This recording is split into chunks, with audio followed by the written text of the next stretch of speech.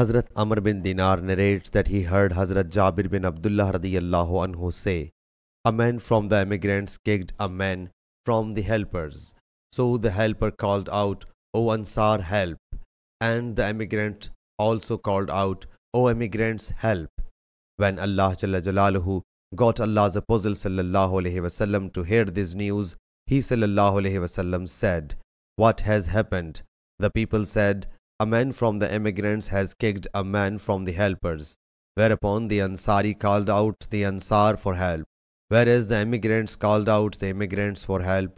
At that juncture, the Prophet sallallahu alaihi wasallam said, 'Leave to call out in this way. It is a repugnant thing.' Hazrat Jabir radiyallahu anhu says, when the Prophet sallallahu alaihi wasallam emigrated to Medina Munawwara, the Ansar were great in number, but later the emigrants grew greater in number. Thereupon Abdullah bin Ubay said, 'You should do so, and if we return to Medina, the one most honorable will surely expel therefrom the one most means.'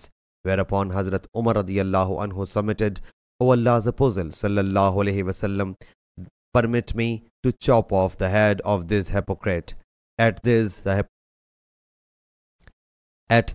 Prophet sallallahu alaihi wasallam said, 'Do not do so, for the people will hatch the story that Muhammad gets his companions slain.'